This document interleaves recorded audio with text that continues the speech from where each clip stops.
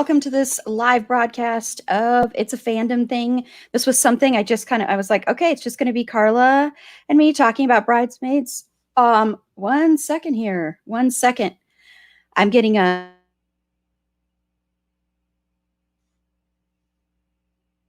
Sorry, I was hearing myself at the same time. So I had to cut out the YouTube thing was playing in the background. Sorry about that. So I decided, since it was just Carla and me, and Carla is always up for the live streams, I'm like, why don't we just do 2 live streams today? So we're going to be talking about Bridesmaids, which turns 10 years old, which doesn't make me feel quite as old as the other movies we're going to be talking about soon, like Thelma and Louise and Stand By Me. Those ones make me feel really old, but this one, 10, that's not that bad. So we're going to be celebrating that.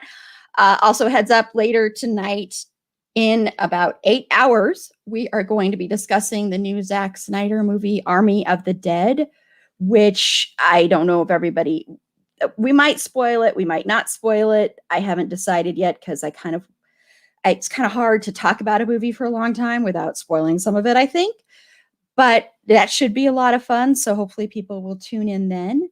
And next week, we are going to be kicking off Pride Month, and we are going to be talking about the movie Moonlight. So it's a much heavier movie than the movies we're talking about this weekend. And Carla is going to be here for that one as well. Okay, so Carla, what are you into right now in pop culture? I am very into zombie tigers. Yes! I am very, very into zombie tigers. That is, I'm sure that I have other things that I could probably talk about, but no, because my mind only wants to go to zombie tigers, which I think is maybe the best thing I've seen on my screen in, I don't know, like possibly a year. No, because that would bleed into Eurovision time, and no, we can't have that.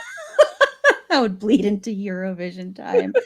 Yeah, I'll just second that because you'll hear me gush about that later tonight. But zombie tigers are the best thing that ever happened. And I think every movie needs a zombie tiger in it. Agreed. Even if it has nothing, even if it's a romantic comedy, just throw in a zombie tiger. Yes, a Victorian drama. And then a zombie tiger. And the zombie tiger just in the background, just, yeah, lurking. Or a zombie horse. Yes. Any of those things are fair game, I think. Yes. And I want a spin-off, Zack Snyder, who I'm sure listens to this. I want a spin-off just of the zombie tiger or just a bunch of zombie animals. That's what I want. It's just maybe David Attenborough can narrate it. Yeah. I want a documentary style film about zombie fauna. Style film. As if anybody's listening out there who could make this happen, make this happen. Yes, please make our wish come true. All we want for Christmas is a documentary movie about zombie fauna. Narrated by David Attenborough. Documentary movie about zombie fauna. It would be so awesome because seriously, that was my favorite part of the whole movie. I'll discuss my overall thoughts, but that was my favorite part of Army of the Dead was the zombie tiger. And I knew it would be because that was what I was most hyped for. And, plus everybody knows I love the animals in movies when they're evil. I root for them. So go Jaws, go Jaws. Yeah, I root for Jaws. Hey, Jaws. I know. It's not Jaws' fault that all those people were in the water. No, that was his territory. His territory. I root for Anaconda and Anaconda, especially since they obviously didn't research snakes before they made that. So clearly. Yeah. Anyway, okay. Well, we'll get into Bridesmaids here, which again turns 10, which even though it doesn't make me feel old, it still feels weird to me that this movie is 10 years old. It feels like it's just a year old. So, okay. So Carla, what are some of maybe even your favorite lines or just anything you want to throw out just in general about it? And then we'll dive deeper into it. I mean, my favorite line is the classic, "It's happening," as poor Lillian runs out into the middle of the street with her giant bridal gown and squats because and the way that she kind of duck walks at the very end before she just flat out squats. She's like, "It's happening. It's happening." And it's hilarious. Like I just couldn't stop laughing because it's like one of the most perfect scenes in a movie like that, where it has like gross out comedy and everything. Um, and a lot of Melissa McCarthy, just, especially when she's flirting with the air marshal, the is that what they're called? Air the dude, you're muted. Yeah, the air, yes, he's the air marshal, because that's what she calls him, is the air marshal. And yeah, when Yeah, she's okay. flirting with him. Yep. Then she's like that whole flirtation thing, and she's like, I got your back. He's like, why? I'm not the air marshal, and then I'm the air marshal, and like, everybody get Yeah. down. I love that. And just the scene where they're dancing to Wilson Phillips, Hold On, and Maya Rudolph is doing like the air drumming, and they're like, dancing at each other. It's precious. It's adorable. I love it so much. Mm-hmm. Yeah, and we'll definitely talk about that scene, because I think that's one of the best scenes in the whole movie, is the end scene with that. And probably because I'm such a music geek, and that just really spoke to me. I love the whole airplane scene, especially with Annie, and when she ends up taking that mood relaxer that Helen gives her, and just everything about that. And when she's sitting there, and Helen's like, "Oh, please let her just sit here," that Right. fake pit that Helen does throughout the whole movie. And she's just like, "No, can't she sit there?" And then just the way Kristen Wiig says, "Help me, I'm poor." It's just so perfect, because I think everybody out there listening, I think, if you've ever felt less than other people, you have been in that position where people do Mhm. things and they think they're helping you. And really what they're doing is taking pity on you, and they're looking down on you, and it makes you feel even worse. And so Right. just the way she delivered that was so perfect, because it's exactly what you feel like, "Oh, yes, please just help me. Help I'm me, I'm poor." poor. It is perfect. It is And that hi, whole thing. Bailey. Hi, Bailey. We love you, Bailey. You are one of the best. Seriously, always here to support us. So, hello. I know this is an early morning for some people broadcast to do. So, thank you for joining us. And I'm sure, did you get a chance to watch Army of the Dead? Sorry, side note here, but Bailey, because Me? I know she was going to Oh, watch Bailey. it. No, I know. I'm I'm hoping you like, did, me? since you're going to be I'm hoping you did. And since you said zombie tigers were your thing, Yes, unless they're yes, yes. just your thing, like, is there another movie Just in general, zombie tigers. Like, what? There's one in a movie? Why haven't I heard of this? I'm gonna be in a podcast about it later. I guess I should watch it. there? I know, like, I should probably catch up. yeah, I hope you watched it, because. Okay, so Bailey's watched part of it. She'll finish it this afternoon.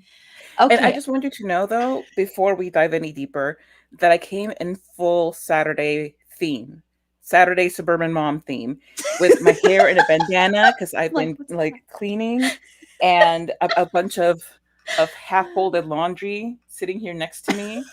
that? I'm here to keep it real. That's awesome. It's the Saturday theme. Saturday morning theme. Awesome. Well, we got off on a little sidetrack, but see, everybody, you get to see now how it is when it's just Carla and me. This is how it goes. We talk about the subject for like 2 minutes, and then it's like, "Oh, let's talk about something else for like 20." Hey, on the other hand, you do get amazing gems like that bonus Christian Bale episode, Yes, yes. which The would bonus. not happen unless we had these weird tangents.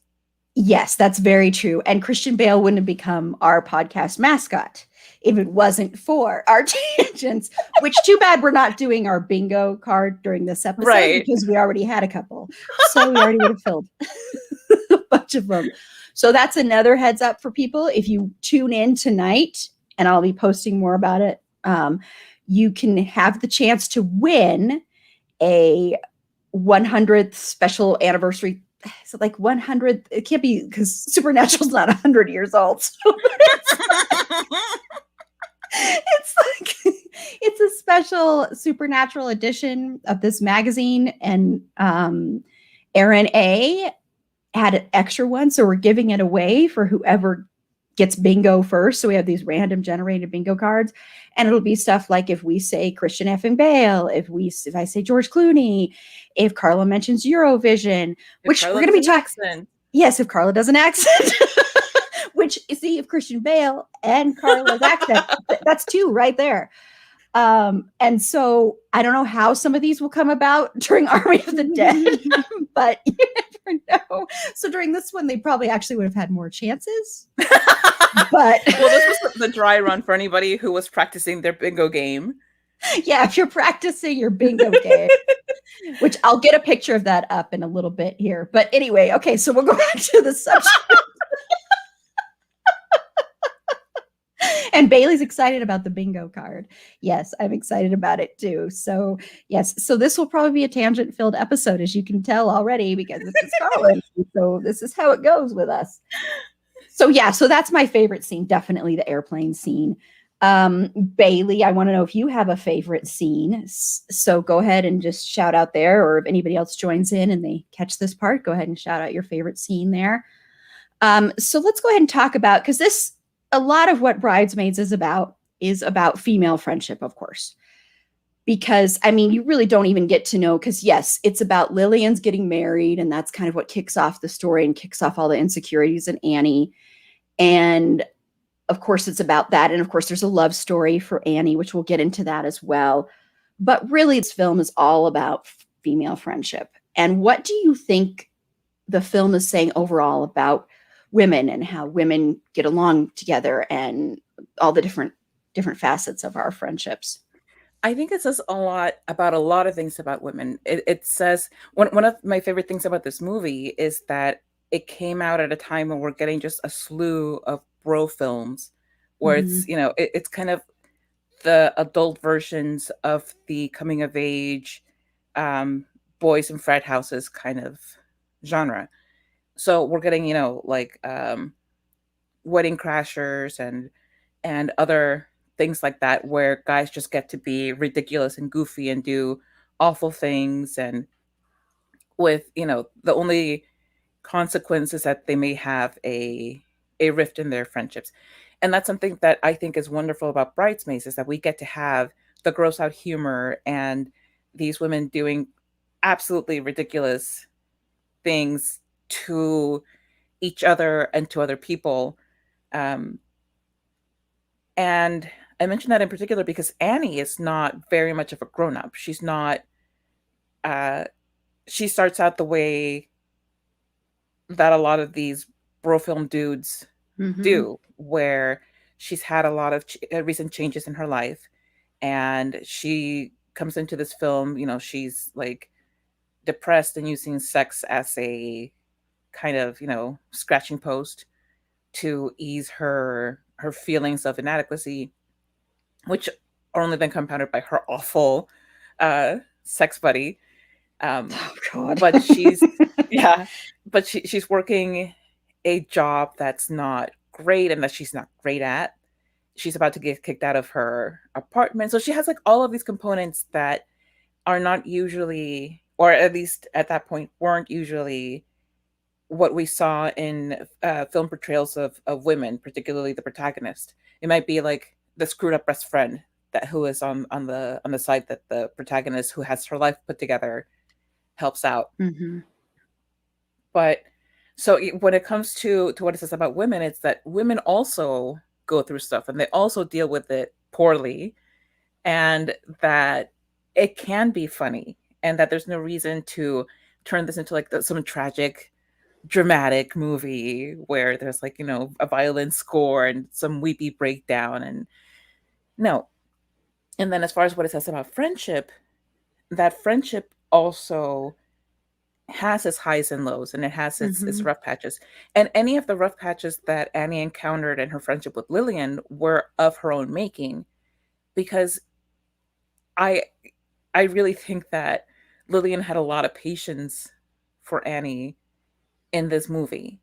And I think she was absolutely in the right to say, you know what, you can't be my maid of honor anymore because here's a mirror, look at yourself. Um, and when it comes to weddings, I think that that's one of those times where, yeah, you can be a little selfish. And yeah, you can decide, okay, well, you know what? Yes, I'm very close to you, but this is about me and my spouse to be. And if you're going to Hmm. make me feel awful on that very special day, then maybe you don't get to be in the front of the line. Um, and this this way, like I can kind of relate because in the lead up to my wedding, when I was telling people, "You're a bridesmaid, you're a bridesmaid, everybody's a bridesmaid," there's one person who didn't get that finger gun, and that's because we had been best friends like through high school and a little bit through college, but we had a major falling out. We hadn't spoken for a long time, and I just didn't like. I knew her to be a very selfish person, and I knew that she would make it all about herself. So I decided, no, not interested. Like Hmm. I thought maybe she can do a reading during the ceremony, but other than that, I don't want her spoiling the special time for me and my family. And so it was like a similar. I could relate to Lillian in that sense. It's like it doesn't matter what your history is; it's where you are right now when it comes to certain moments.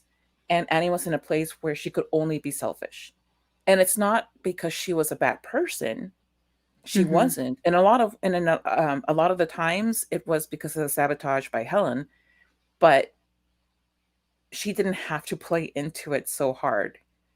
And that's where she bears the responsibility. It's not her fault that Helen stole the mic at the engagement That party. scene. Oh my And God. yeah, That like the scene. cousin went up, That scene and then was Helen so comes hard to back with watch. like a second mic.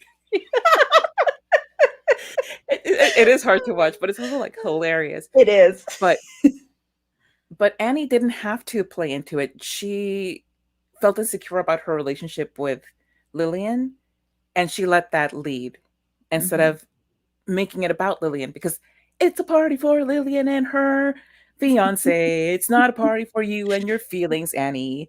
Um, and then beyond that, because they do patch things up, and it's a wonderful little journey in their friendship, and it reestablishes towards the end how um, if you if in the end you come through for one another, you can have a lasting friendship.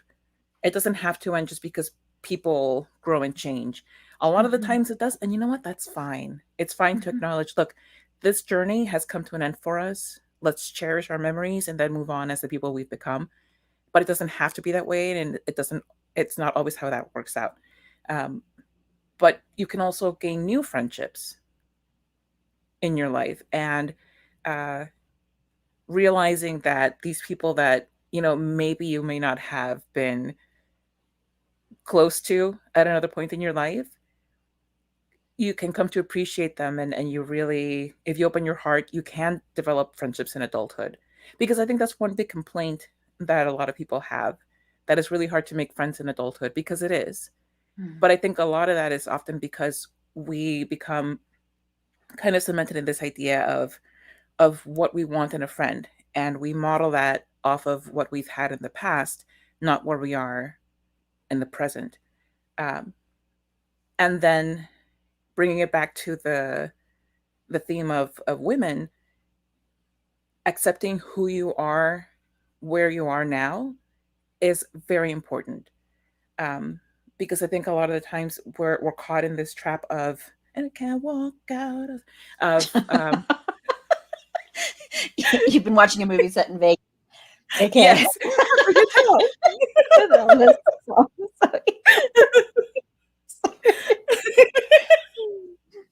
um, so we get in this trap where we look at who we were in the past, and we look at who we thought we wanted to be in the future, and Hmm. what those aspirations might be, and we don't necessarily accept ourselves for where we are right now. We may not be perfect, and we may not be what we thought we would be 5, 10, 15 years ago, but what you are is what you are, and if you don't accept that, then you can't have that um, those realizations about what's important in an actual friend versus the idealized version of what a friend should be. Um, so I think this very goofy, silly movie full of like poop jokes and all of this other stuff makes a lot of pretty important points about modern women and and those important relationships that we create in our lives. And I'm not Mhm.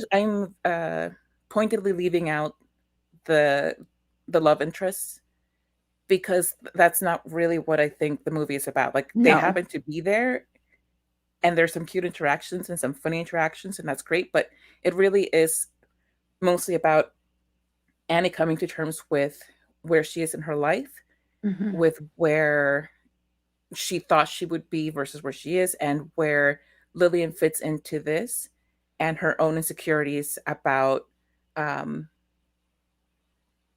loss and failure, and then fearing further loss and failure and trying to stem it at all costs. Yeah. Yeah. Very well said. Yeah, and I, and I don't know what this is going to make people think about me, but the character of Lillian, I related to on a lot of levels, especially when I first saw this movie.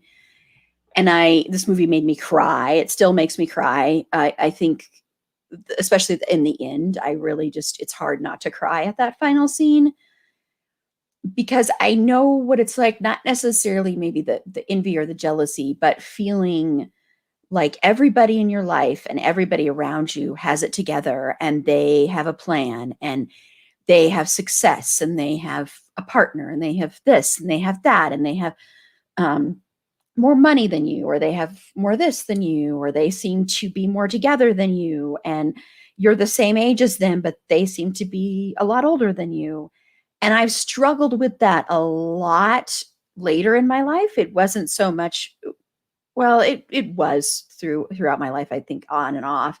And so I really related to her in that respect. And the fact that she's looking for acceptance and love. I mean, her whole relationship with the John Hamm character is such a reflection of that fact that she will just settle for anything. And the whole beginning scene, the whole opening scene, the whole opening sex scene is just so much about her not getting what she needs and him getting what he needs, but she goes along with it because, well, at least this is affection and at least I have this. And at least I can say I'm not alone, even though she is still alone. But that's why that whole opening is so great. And when she goes and puts her makeup on before he wakes up, and then she pretends she's still asleep, and it's just, it's just like, yes, I wake up this beautiful every morning, and I have this makeup on because she can't break that facade, and she wants him to be able to see that.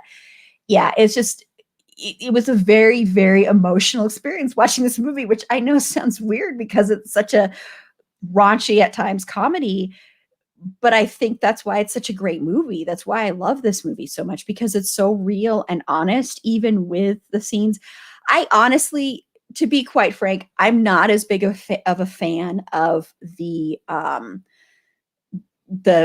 food poisoning scene as everybody else is because I'm not a fan of vomit in movies. I hate that, and I even hate it in horror movies. I'm just not a fan of Look, I'm not a fan of body grossness, but it was just so funny I know most because people love the thing is, it. I think you don't really come to expect that, or at least That's you true. didn't at that point Mhm. in time From women. of yeah of Yeah. movies about and for women, Mhm.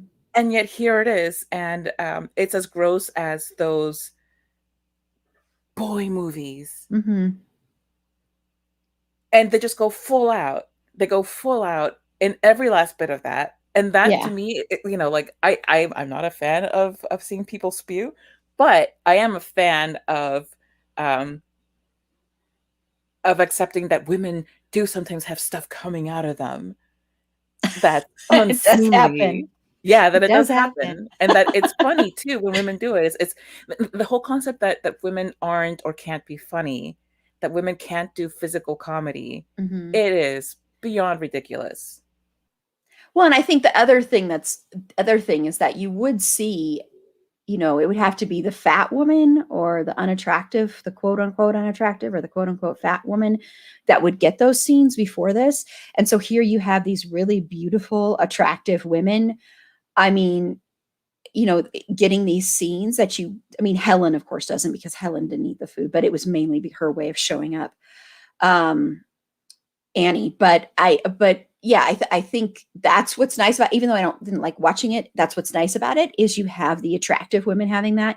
You have Maya Rudolph taking a crap in the street, which you wouldn't normally see that character, especially since she's the bride and she's like really beautiful, and they all are. I mean, I think they're all really beautiful, but usually that stuff would have been just reserved just for the McCarthy character. That's it. It would have been just her that would have done that. And that's why it's nice that you get it from others.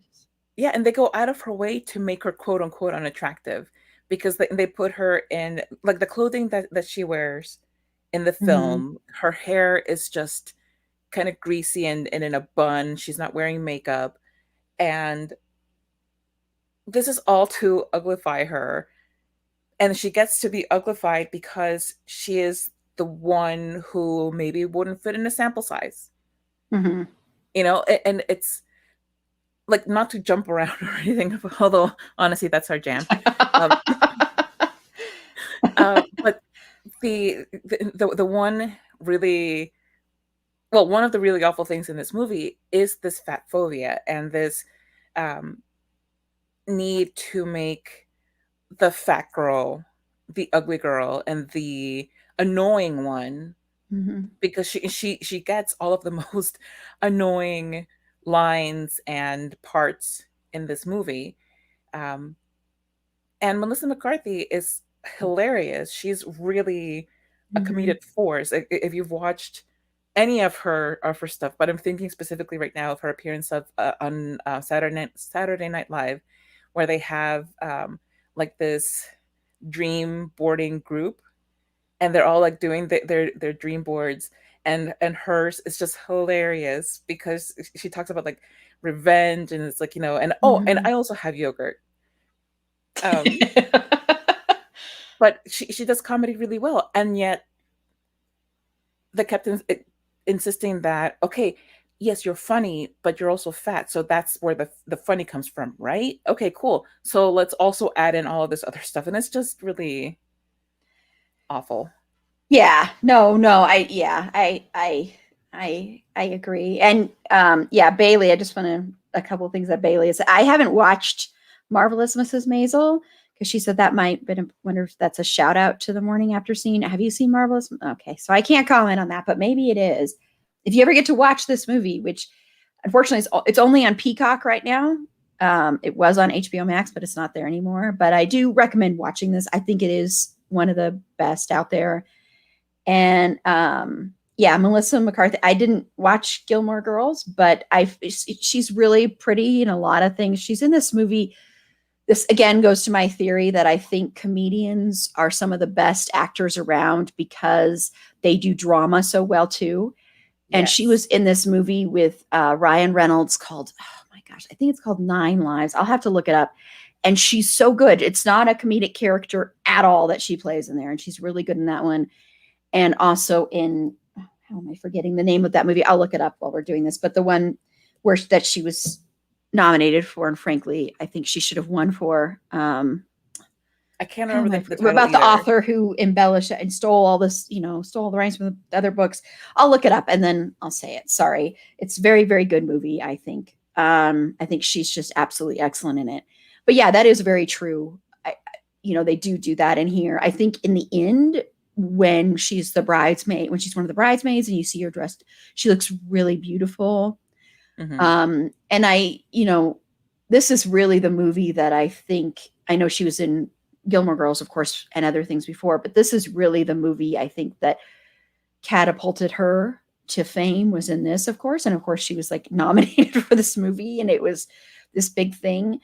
But yeah, it can get a little grating to be like, okay, we're just going to give you like maybe the grossest parts, even though we'll give that to the others as well, but we're going to give it more to you because you're the quote unquote ugly friend and the quote unquote fat friend.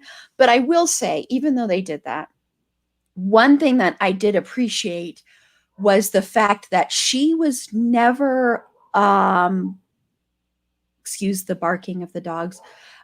She was never bogged down in that. Her character was never like overwhelmed with that. She still had confidence in herself and her sexuality.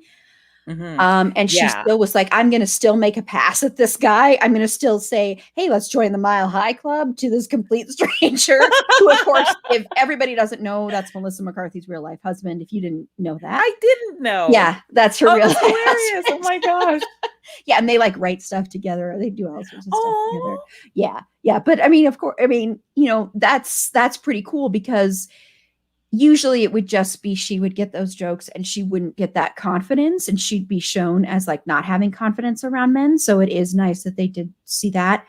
And I think she has such a great scene with Annie's character when she Yes. goes over there and she says, hey, you have other friends. Lillian isn't your only friend. I'm here. I'm here. And you need to stop this, and you need to, get out of this, and you need to, come on, come out to the world again. And then of course she says, take a shower. But I think she has some great scenes with her too. But yeah, the friendship aspect, this movie is definitely not just a love story, because I think we get maybe 2 minutes screen time with Lillian's fiance. Yeah. And even though the love story with Annie, and we will get to that because I actually love that love story, even though that is a part of this, it's so secondary, which is so nice, because even though there is love stories, the film doesn't revolve around that. It's really about the need to have friendship and the need to have those friends. And you see it really with the Helen character, I think even more so, because Helen uses the fact that she has money and she has power to get friends, to have people close to her, because she's like, I know I can buy this. And she even says at one point, that she's pretty lonely. She's just a very lonely woman who just wants to be appreciated. And she just has realized that, okay, the easiest way for me to get that is to buy it. I can buy it. So it's pretty, yeah, it's pretty sad. And yeah, for a female centered film to have the love story be a secondary, it is very powerful, Bailey. That's why I love this movie so much. I just absolutely adore this movie, even though there are some flaws in it. Of course, there always are. I'm not a big fan of the Rebel Wilson character and her brother and stuff. That storyline's kind of a little. Yeah. I But think it and could have that's been another cut out. example. And that's another example of a woman having her body used because it's a Mhm. larger body for the comedy of it. Yeah, yeah. I mean, the whole scene where she gets the tattoo Yeah, and it's really gross, and right. yeah, yeah, which is very, yeah. Rebel Wilson would be an interesting character to do some stuff on too, and Melissa McCarthy. But yeah, and I just want to say, I think Rose Byrne. We're gonna get into the performances too, but I think she is such a great actress, and Yes. she does comedy so well. She does comedy in a very different way, where it's like she's not relying on pratfall, she's not relying on the physicalness, even though she does some physical stuff, but she just does everything so subtle. Like, I think she's really good in Neighbors. I think she's really good in that movie. She But was yeah, in a movie with Tiffany Haddish yeah, and Selma Hayek. yeah, I Boss watched Girl that. Boss, I think is what Boss it's called. something. I just watched that not Yeah. too long ago. I don't I remember what watched it it. was I called. watched it a couple of times because I actually thought it was really good. I really enjoyed it. It was. I I just saw you cringe. So obviously you think otherwise. I love both of them. I thought they were great together. I thought they had great chemistry. I thought they had really great Yes. friendship chemistry there, and I thought some of the scenes were really funny. Um, yeah, but But other than that, I hated it. like a boss. Like a Boss, that's the one. I really like that movie. I'm sorry that Aaron doesn't. But anybody out there who wants to be team Like a Boss with me, like send me a tweet to say I support Like a Boss. Yeah, and Bailey also threw out, because she hasn't watched the movie. So thank you for joining us, Bailey, even though you haven't seen Yes. this movie. That the line from Annie where she says to Bryn, who is the Rebel Wilson character, and says, "You read my diary?" And then Bryn's like, "At first I did not know it was your diary. I thought it was a very sad handwritten book," which is a great line. That is oh yeah, Juliet Naked. Yeah. Oh my gosh, that movie is so good. I Rose have not seen Byrne. that You one. should go see that. That's Ethan Hawke is also in that. And I believe actually even let me look that up really quickly. But yeah, that's a great one. That is such a good movie. Thank you for shouting that out, Bailey, because a lot of people don't know about that movie, unfortunately. And that's very much about a woman feeling stuck and trapped and find your way through finding this musician who has been out of sync. And that one also stars Chris O'Dowd, who is the love interest in Bridesmaid. So yeah, Chris O'Dowd, Rose Byrne, and Ethan Hawke. And I just really recommend that. I think for a while there that was on Hulu, but just seek it out and watch that one. Yeah, I remember watching that in the theaters and going, some more people need to watch this movie. But that plays into my indie love. Okay, so let's go into the performances here. I mainly want to focus on, we can talk about Chris O'Dowd too, if you want to, but I want to talk mainly about the women in this film. Yeah. Yeah. So who's your favorite performance? Oh my gosh. It's so hard to pick just one because everybody was so amazing. Hang on. Just 1 second, since you were taking a drink there. Bailey said she thinks Juliet Naked is on Prime. So Ooh, I'll have to look for it. Which means it also might be on Hulu too, because I know sometimes they both seem to cross over. Yeah. Okay. So as far as my favorite performances, I love Wendy McLendon-Covey in almost anything she does. She was on Reno 911. She has like little roles here and there. And every time that I see her, I'm just like super happy because she's hilarious. She's so funny. And she has this beautiful, like buxom blonde woman. And she has this super cool, deep voice. And you would think that she would do like only like, bombshell roles. And it's usually something where she's doing something outlandish. And that, well, just suffice it to say that I'm glad that she wasn't pigeonholed because of her looks. Because I think that's one thing where Hollywood would have probably wanted her to go. But she's so funny. The way she reads lines is fantastic. She has great timing. Her inflection is just great. I love when she and, why am I blanking on her name? She was Erin on The Office, and she was Unbreakable Kimmy Schmidt. Ellie Kemper. Ellie Kemper. Oh yes, thank you. So when she and Ellie Kemper are on the plane together, and they're talking about marriage and what marriage is like, and as the more experienced wife type, she's like, oh, it sucks, like, run now. You still can run away, and Ellie Kemper's character is just very naive and very sweet, and she's a newlywed, and she's obnoxious about it because she's a newlywed, and that's what they do. And then they end up making out, and it's just that like, part. It's wonderful. I love the two of them together because they're both very, very funny actresses. They're so good, and they both also have I think a really good capacity for dramatic acting. That is maybe not something that's really the first thing you think when you see either of them. But I love that particular interaction. I love what they each bring to the role and how well they work as part of the support of the main piece of the film, which is the interaction between Helen, Annie, and Lillian. And I mean, like, if we want to talk about Maya Rudolph, I can talk about her for 50,000 years. Love her. And she's married to my favorite. Sorry, I didn't mean to interrupt, but she's married to Paul Thomas Anderson, who is my idol, screenwriting and directing idol. So that's another reason that I love her. And another reason I love Paul Thomas Anderson. Yeah, because he makes good choices too. Right. So yeah, and he's still supposed to be writing a script. He said he was going to write a script for Maya Rudolph and Tiffany Haddish for them to be together in, and because everybody says you've got to write this script for your wife and for Tiffany Right. Haddish. Anyway, sorry, go.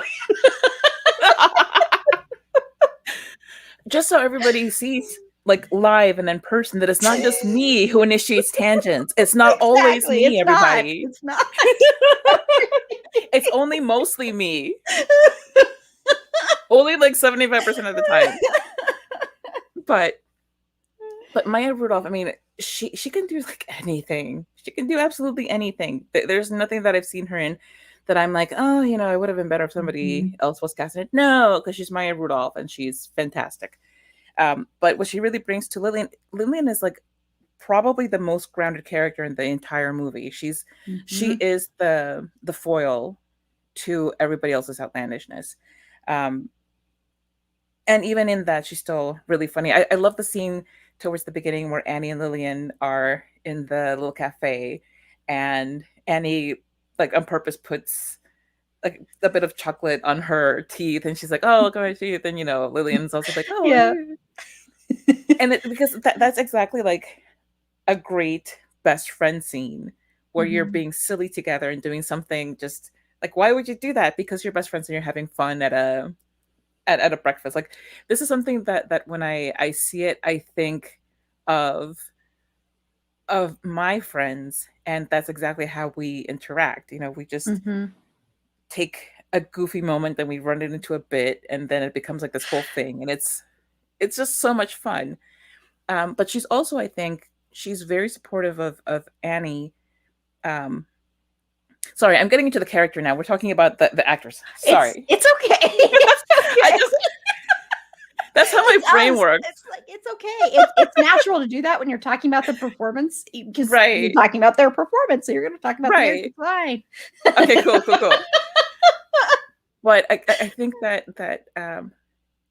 because it's Maya Rudolph, she's one of those rare people who can really take something either way, where she could have made it more outlandish, or Mhm. she could have made it more not mundane, but more like salt of the earth kind of thing. Um, and the the direction in which this went, where she's the foil and she's the more grounded one, was perfect for the movie. I think if you had had something bigger or flashier in this role, or if she had done that, it wouldn't have worked as well for the film Mhm. because there's only so much of that we need or want in this film. And Kristen Wiig, she's got that covered. She's a very versatile actress. She really can do a lot. I think Maya Rudolph can do more, which is not to say that Kristen Wiig is not phenomenal. It's just I really, really love Maya Rudolph. Um, and Rose Byrne, she has the look of an actress that you only expect to do drama and that you only expect to be Mhm. one thing or whatever. But this was a really deftly played character because you really don't like her and you don't want to like her, although you want to envy her because she has. I mean, this girl can throw a party where you have to have like you have to drive in on this giant Oh, road and there's like a mansion and and then she a like horse. recreates Paris. Yes, there's a horse. Her goodie gifts are puppies, which by the way, don't use puppies as a goodie gift. Not Never everybody do in this that. country is qualified to own a puppy. What is wrong with you? But that just goes to show you like the length to which this character will go to be loved. Where she's not thinking about making sense. She's not thinking about Mhm. things that work for everybody. This is just what would get me the most attention, what would get me the most affection, or what she perceives to be affection, and that's what she runs with. Um, Mhm. but yeah, it's not. Rose Byrne just has a very she has a drama face, which is She not a bad does. thing, but she has like the face of somebody who would do like serious dramas, and she often doesn't. I mean, she often does, but she also often doesn't. And this film, I think, was like one of the best examples of how much she can do. Because yeah, you don't want to like her, but she's hilarious in her Mhm. own way, and you do end up envying her because I want to just like randomly take my friends to Paris. I know. I'd love to be able to do that. Yeah. Like, hey, everybody, Yeah, I'm bored. You want to go to Paris just for I funsies? know. Like, sure. I want to be able to roll up to some fancy store and just be like, hey, it's me. Can you just like let us in on your off hours? I know we don't have an Yeah, appointment. And the person be like, oh, yes, of course, ma'am. I know.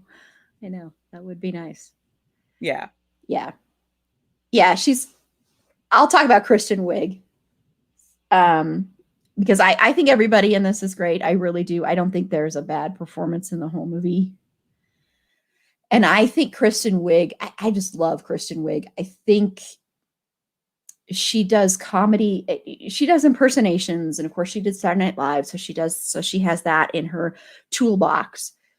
But she also does these little things where she delivers lines in such a way, like the whole "I'm poor, help me, I'm poor" line, or the whole part when Lillian tells her she's engaged and she's having this almost panic attack. She's just like, "What's happening to me? I don't understand what's happening to me. What is happening?" And it's just the way she does it. It's so funny and it's kind of uncomfortable and it's funny at the same time. And the whole opening scene, when there is the whole opening sex scene, and just the way she does that is really funny. Just she everything she does is funny when it wants to be, even if it's something that maybe in other lesser hands would not be funny. But she also does drama really well. I mean, again, I mentioned this film in our mental health episode, but I'm going to again shout out Skeleton Twins, because even though I think Bill Hader is the standout in that movie, But she is she's so great good. too. Oh my god. And that movie deserves so much more love, because that movie is so good, and like I've said before, the most accurate portrayal of what it's like when you are feeling suicidal. So I Yeah. want to shout out that movie again, because and Bill Hader is just, He's so great in it. oh my god, this I it love just, their oh team up. yes, they're I love so when good they're screen together. together. Yeah, they're so well matched. Mm-hmm. Yeah, yeah, and it's just, and the scene in Skeleton. Sorry, I know this is a tangent, but it's us. But we're talking about Kristen Wiig, so she's in.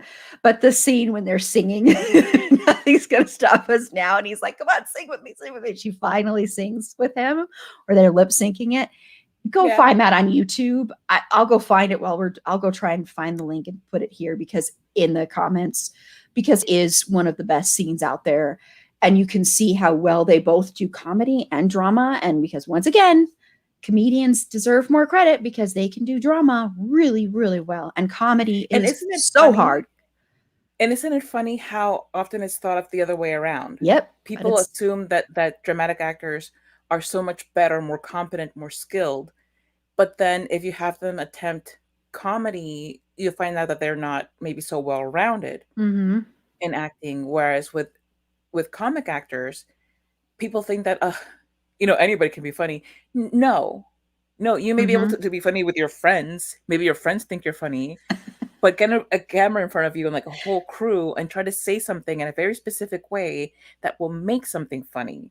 mm-hmm. Something that can be flat if somebody else says it, or something that can be like boring if somebody else says it. You get up there and you do the comedy. Not everybody can do it, but I think a Yeah, lot of people can do drama. yeah, I agree, and I think it's because with comedy, the big trick is to not try and be funny. Because you try to be funny, 9 times out of 10, you're going to not be funny. So I think that's a lot of why comedy is so much harder, and that's why you'll find a lot of comedic actors when they take on drama are so brilliantly good. And like Bill Hader in It, and Bill Hader in that show Barry, and lots of things, and Kristen Wiig in Skeleton Twins, because that role she's playing is not a comedic role. Rose Byrne in Away We Go, which, if you haven't seen that movie, and I don't know if my mom's watching this or has watched any part of this, but this is a shout out to my mom, because this is one of my mom's favorite movies, and it's with her and John Krasinski, and they're traveling around visiting like different family members, and it's also got a great soundtrack that I know my mom is obsessed with. I don't know if she still is, but hi, mom, if you're watching this at all, or if you're going to Hi, watch this. Mom. So, but yeah, that's a great movie, and she's just, Maya Rudolph is just, I'm going to just echo everything Carla said because she is amazing.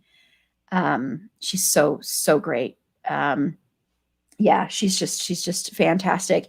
And I want to say, and this isn't necessarily the performance, but I want to say really quickly about the character of Rita, which you already talked about the performance, Carla, but I want to touch on her with what's so great about her and about this movie, and that you see more and more now, is women being so open and talking about how they need physical intimacy in their life, they need sex in their life. And that's a lot of why she wants to go to Vegas, because she needs to have something that she can have a fantasy so she can still have sex with her husband. Right. And the fact that she just keeps saying, balls. I want balls in my face. Balls. It's just like, and it's like this thing where you don't really see, women don't get to do a lot of that. Women don't get to do a lot of the sexual jokes. We don't get to be like, yeah, I don't want to have just, making love. I want to have that, intimate moment. I want to have that wham bam, thank you, ma'am stuff. That some women do want that. And some women Yeah. just want a quickie. And some women just want to get turned on and excited and don't necessarily need all that soft, slow music and stuff like that all the Right. time. Yeah. So it's so No, nice to see that. Mm-hmm. yeah, and it's so fantastic because and I didn't get a chance to go back and look at all of the movies that were really floating around. I just remember some of them, but I know that it's taken how many years of film history to acknowledge that women, or that anybody who isn't a cisgender male, has sexual Mm-hmm. desires and needs, or that sometimes they don't at all, and that all of that is fine. That that to not have that to not desire sex and to not view sex as a need or must or want doesn't make anybody frigid. That's just how some people are built. Just Mm-hmm. as some people really, really just want to hit it and quit it, and that's not an aberrant thing. It doesn't make you a bad person. But we've kind of been socialized to believe that these things are bad, and Mm-hmm. that to be anything but, first of all, subservient to a cisgender man, or to be a perfect, hausfrau, makes you unlikable, unwantable, and somehow wrong. That those things are not real. That they're just, we've had, we've been barraged with images of, this is what women should be, and this is what they can be, and that's it. Mm-hmm. And it's only been in the last couple decades, really, that we've been seeing anything other than that. And that's one of the this is why I love this movie. It has its faults for sure, but it's also a reflection of the reality that there's more to being a woman than to be the sidekick or the perfectly groomed, um, and perfectly put together woman. And that if that's not who you are, then you're just a side character. Mm-hmm. Yeah, exactly. It's like, and it's showing every facet of being a woman, every facet of female friendship, every facet of that. So it is one of the, it's, I just adore this movie. I can watch just scenes from it. Um, that's why I really wanted to cover it. And especially because, and we'll talk about it a little bit, because I want to talk about how this might have changed stuff. Because on our next, well, not our next episode, because that's going to be our live stream of Army of the Dead, but our next podcast episode, and Carla will be on that one too. See, Carla's back to being my co-host. We're going to talk about Thelma and Louise, and how that movie came out and everybody was like, this is going to change the way women are in film. And that didn't happen, of course. So sadly, that did not happen. So we're going to talk about that, because I think actually with this one, I think Bridesmaids did help a lot, because you had a lot of movies come after this and still coming out where women are allowed to be this way or shown painted this way, and women have some comedy and fun. And some of them are horrible and not that great. Some of them I like, and Carla does, or actually vice versa. Sorry, so because I was going back to that like a boss thing. We get it, Erin. You don't like a boss. And it's um but yeah, I think I once again the performances are great. So I want to talk about the love story here because there is a love story in here. It's not the central focus as we've said before, but there is a love story um, with Annie. She does meet. Sorry, why is his name escaping me? I'm looking at. Oh, she meets Rhodes. Is all he's on her, who's an officer who pulls her over one night because one of the other things that kind of characterized her, she's had her brake lights out for like, what did she say? It's like 2 years or something like that. Yeah. A very unsafe amount of time. Yeah, yeah, because she's, I mean, and she hasn't done anything about them, even though she knows they're out. Because sometimes you might not know they're out, but she knows. And she meets him because he's a cop and he pulls her over. So it's a meet cute. They do have a meet cute. And they develop a friendship and, of course, a romance and stuff. And once again, it's a secondary side plot, but it is important to the movie and it's important to her character and her character growth as well. So, what did you think of that love story and the character of Rhodes? Okay, so I love Chris O'Dowd. I love him. If you watch the IT Crowd, that is a fantastic, hilarious show, and you just can't go wrong watching it. It's a lot of fun. I love Officer Rhodes. I think he's hilarious. He's genuinely trying to be a good guy, and he falls for Annie not because she's hurt and she needs my protection, and that's how Mhm. a lot of really questionable relationships start out in film and TV. It's like, the, oh, let me go help you and then maybe screw you, if it's convenient for the both of us. Yeah. um but there's like a giant eddy of not good about him towards the middle of the film, where he's very excited about meeting the maker of Cake Baby, who, and that's Annie's business that went under, and also the cause of her boyfriend leaving. Um, and it's great that he was a fan, but then he gets really pushy about it, and he says, "Well, but you bake so well. I think that you should get back to baking." And Annie's like, "Look, I don't really want to talk about it. I don't want to go there." And he's like, "No, no, no, but baking, baking, baking." And then they have a wonderful night together. She wakes up at his home, and he takes her to the kitchen, and it's like, "Look at all the baking stuff I bought. Bake something." Like, dude, chill. Clearly, she's working through a lot of grief that she hasn't processed about losing her business. She has told you specifically, "I don't want to talk about it," and here you are pushing it on her. And I think that a lot of times there's a misconception that when that the best thing you can do for a person who is trying to process grief is to push them through it, and that's not always true.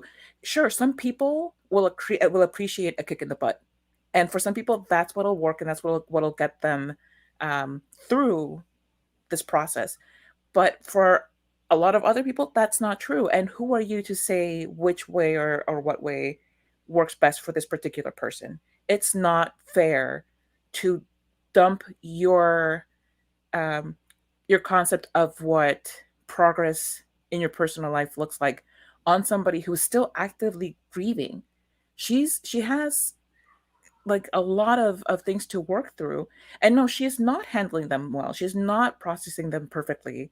This is not a textbook um perfect situation of how somebody can or should or whatever can handle grief, but it's the way she's doing it. And it's one thing to be there as a support and to be her shoulder to cry on, and yes, if you guys want to bone, then go ahead and bone, but don't push her when especially when she has clearly said no, please don't.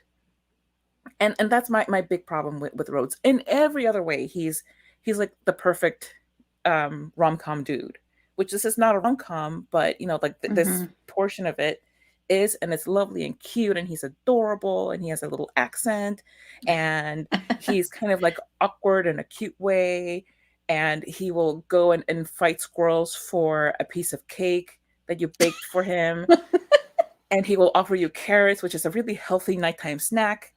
Um, so he really cares about your well-being, and he also hooked her up with a really sweet deal in getting her car fixed, which he didn't That's have to true. do.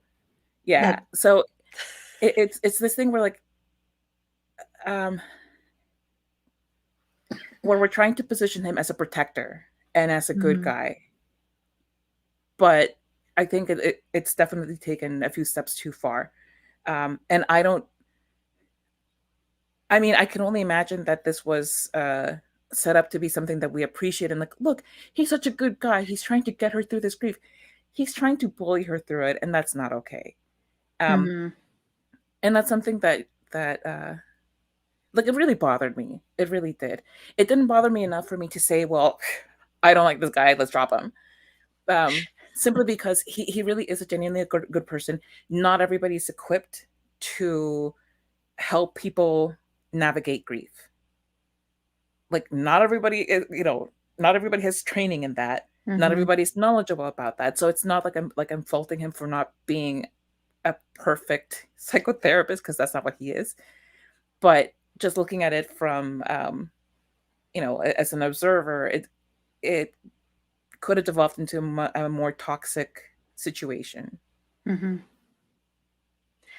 Yeah, and quick shout out to a single man tier who gave you applause for some of that. Um, and Bailey is asking a good question because I think with his character doing that and buying that baking goods and all that stuff can be seen as something that's sweet and nice and like, why don't you just take this? But I think people tend to do that a lot. People will do that when you're depressed. They'll be like, okay, Yeah. let's just get up and go. Why don't you get up and take a walk? You'll be fine. Get up and move. That'll make you. And when sometimes really what a person needs is just for someone to listen to them and not give feedback and not go, I understand, or I've been there, or this is how Yeah. I helped. Sometimes that's not what a person needs. They may just need to lie in bed and watch trashy movies. Um, they just may need that for the time being. They may need to listen to depressing music. And so I think sometimes people don't understand that you can't push people out of things. You can't push people to do what they should do. Like, if, as a writer and as someone who has struggled the past year with finding any kind of inspiration or any way to write, you can't say someone, just write. You can't do that. You can offer helpful suggestions maybe, but you can't be like, if you just wrote, everything in your life would be good, because you don't know Right. that. Yeah, and it's to push him. But what Bailey was saying is, yes, he can be problematic, but what is the balance between a good character because he is a bit flawed and being a bad character? Yeah, and that's a really Mm-hmm. good question, because that's where I think a lot of, and particularly in TV shows, because you have more time to be a bad character. That's true. In a Mm-hmm. TV show, you could spread that behavior out over several episodes, over a season, and then you're clearly a toxic person. Um, when we're talking about a lot of portrayals of how people get through depression on TV, most of them involve pushing, and most of them involve like these platitudes of, and just sitting down next to somebody with soft music, and somebody like calmly holding your hand and saying, listen, Yeah. listen, but really listen, I am here for you, and I don't want you to suffer anymore, and the only way for you to stop suffering, don't take your hand away, I'm trying to help you, I'm helping you, is for you to get off this couch, turn off the TV, and face the world. And bro, okay, look, what's gonna help me right now is to sit in these nasty pajamas and finish this season of my show and finish this bottle of iced tea. Maybe tomorrow we can discuss other things, but yeah, Mm-hmm. it's I'm sorry that I went on that ridiculous tangent, No, that's very true. That's very, very true. yeah, on TV, it can become, it can come to seem more toxic. In a movie, they had less time to do that, and also because since the point of this movie is not this relationship, there wasn't Mhm. time to devote to him being pushy. I don't think Annie had anything to apologize for when she ran out of there upset because she had reason to be upset.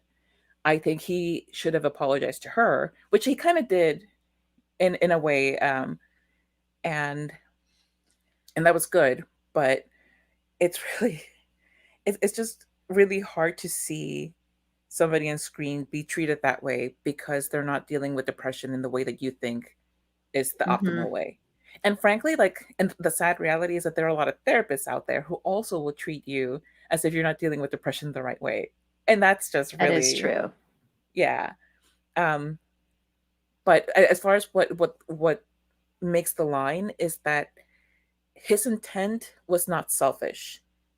And also there wasn't enough time for it to be shoved in our faces to where we could be like, well, that's all he is. Mhm. And also he had done so many other things that were more helpful and more kind and nice for Annie, that really kind of, it's like, okay, that was an ideal behavior, bro, but we can talk about it and you can grow from it. Mhm. Well, and do you think this is a good question from a single man tier is why do we even need the love story? Honestly, do you think we We needed don't. the love story? No, no. I can see why the writers thought that we did, and it's because it's a movie with women. Therefore, it has That's to have a true. love story. Yeah. Um, but we didn't explicitly need it. It could have been perfectly fine if they had just been friends. If we're making a movie about um, cisgender heterosexual sexual women, and you really wanted to really push that, they could have made Hmm. Rhodes a female officer, and they could have gone out drinking, and Annie could have found solace in that new friendship. Um, Or they could have kept it a male officer and they could have just been yeah, friends. yeah, Because, like we've said before, we've had male yeah. friends in our life, No, so no, they no. could have also just, I yeah. like I know and you know, But but I know what you're Hollywood, saying. Yeah, that's yeah, true. yeah, but Yeah, Hollywood doesn't Hollywood believe doesn't it. really necessarily know that. Right. Hollywood doesn't believe that, Yeah, penises and vaginas can sit in the same room that's together true. and not join. It's like, But yeah, absolutely. We did not explicitly need the love story. We ended up getting it because that's Hollywood. Hmm. That's all I can say about that. Yeah, I mean, I will say I'm a sucker for love stories, and I really I love this character. I love Rhodes. And I do see the problematic things. I don't think the movie sees the problematic elements in him at all. I don't think Right. they see anything that he does as problematic, which just goes into playing into that thing of this is like you said in TV shows, they'll be like sitting there holding their hand and saying, "This is what you need to do to get better." Um, yeah, so I think it's just another thing of how Hollywood doesn't always know how to treat mental health in movies. Mhm. And I would say there is a love story in this movie already. There's a platonic love story, the love story with Annie and Lillian. That is Yeah. very much the front and center love story because these two have known each other since they were kids and they're basically family. And the movie is so much a struggle of Annie worrying that she's losing her best friend because her best friend is going out and getting married to and she feels that that means she will no longer have her in her life, and then her best friend on top of that has a new friend, Helen, that is able to provide her all these things that Annie wishes she could provide, but she doesn't have the money, she doesn't have the resources. And Helen seems prettier and more put together, and she can provide her that trip to Paris, which is something that they've always talked about. Really, they've always dreamed about this kind of stuff, and so Helen can provide that and she can't. So I would Mhm. say there that it is a love story already. I was fine with it being in there, but the movie would have been fine without it. And I will say honestly, when I first saw this, when you first meet the character of Rhodes, I honestly thought, oh, maybe he's just going to be like friend for her. And then, of course, I was like, oh no, they're gonna, yeah. Yeah. And I do And think there's scene with the carrots when they find the misshapen carrot. And he's like, you have to eat that one. I love that scene. I think that's yeah. so cute. And that when she has the gun, the radar gun. Yes, it was hilarious. I absolutely love that. And I also loved when she's, performing all of these automobile stunts to get his attention later on. Like Yeah. that's just plain out funny. But yeah, like if they could have just had that friendship, that is a friendship rather, instead of a love story, I would have liked it better personally. And this is from somebody who still loves the romantic angle of it. I love Rhodes. I think he's great. I'm not mad that they ended up together, but if they had taken out that element and just made them buddies, I would have been perfectly happy with that too. Mm-hmm. Yeah, very good point. Because it's interesting because even though I see those problems with it, I've never analyzed the love story that much in this as far as like being problematic or being not needed. Because I do love their love story. I do. And I wanted her to be with him and I wanted her to be, and I felt bad for him at times. And then I felt really bad for her because, like I said in the beginning, I really relate to her character a lot. So I know what it's like to have people. And Mom, if you are watching, this isn't direct towards you because I know she'll go, I'm sorry. No, it's not you. But I have had people do that where it's very much, or just take a vitamin and you'll be fine. Right. And I'm like, it's a lot more complex than that. You don't know. And you're probably just dehydrated. Are you sad or dehydrated? Which one is it? Sometimes it's both. Mm-hmm. Like, oh my gosh. Like, just if you take a shower and clean up your room, you'll feel so much better. I may not trip over stuff as much, but probably still be depressed. Like, yeah, that's not exactly how this works. Yeah, it's more complex than that. And I've been open on the podcast about my own mental illness. And when you have because like I've said, I have bipolar 2, and the biggest struggle with bipolar 2 is the depression, because the depressions, they'll come out of nowhere. And sometimes they don't have anything to do with anything. I don't know why I'm depressed. I don't know why I feel like I can't move. I feel like I can't get out of bed. And in those instances, you can't come to me and say, okay, all you need is a vitamin, because that's not true, because it's literally a life-threatening. My brain, my mind is literally trying to kill me. So it's not as simple as being like, I'm going to take a vitamin, I'm going to go for a walk, and I'll feel better. There are certain things I know I can maybe try if I'm up to it, but it's not always going to work that way. So that's why you have to be, and I know it's hard. I know it's hard to be the person put in that position of watching someone you care about struggling through that. I'm not saying that I don't understand that's got to be very difficult to watch that and you feel helpless and I've got to be able to do something. But I wish in movies they would show it more. They would show the complexities of it. And I think there are only a handful of movies that have ever done that so well. And like with Kristen Wiig and Bill Hader and Skeleton Twins, which we mentioned before, I think that movie actually handles it very well because it's a lot more realistic. And it also shows that when you are depressed, you will still have those moments like Bill Hader doing the lip syncing. You will still have those moments. You will still have these moments of feeling light and joy. And hey, Meg! Sorry, I just saw that Meg is here and I just got the biggest smile on my face. I saw that smile and I hadn't looked over there and I went, I bet Meg's here. I kind of knew. That's my Meg is here smile. I was like, Meg's here. And yes, a single man tier, which, see, if we had the bingo card, we could be getting Supernatural. I do agree. Spy is a great movie. Did you see Spy, Carla? I haven't. With Melissa McCarthy.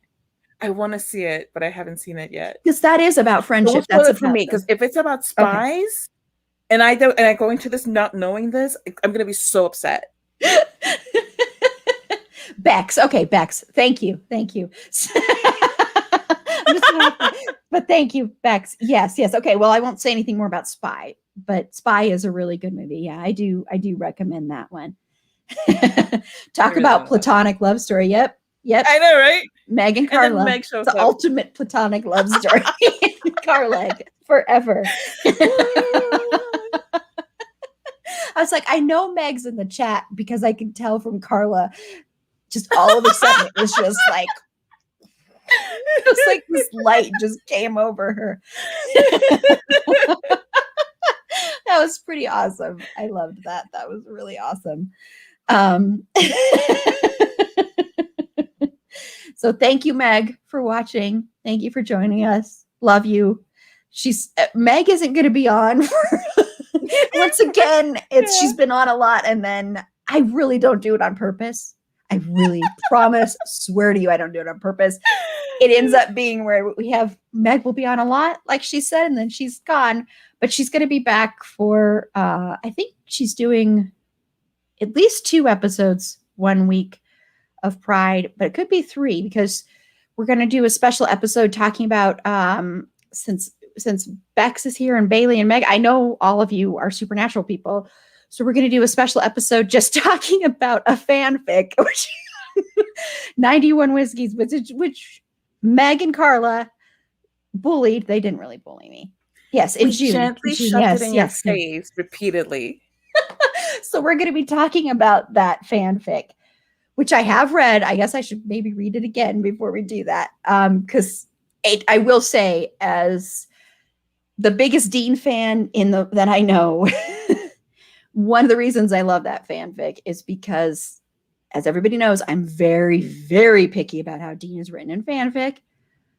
I think he's written very, very well in that fanfic. I think it's very true to his character. So, and that's one of the reasons I like that fanfic.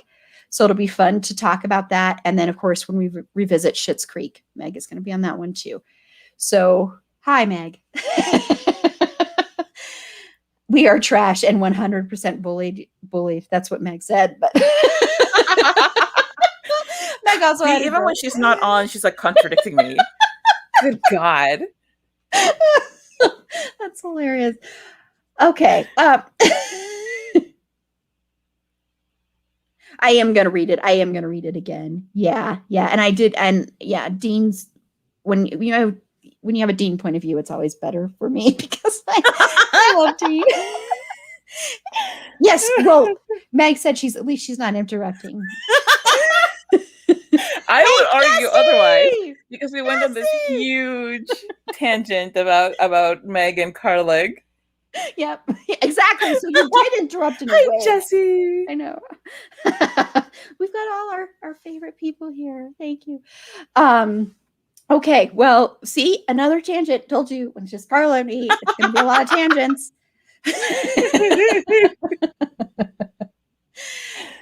Okay, so let's get back into Bridesmaids here. And now that we've talked about the love story, I want to go back into the other love story, the main platonic love story with Lillian and Annie, and how this movie ends, which, sorry, Bailey.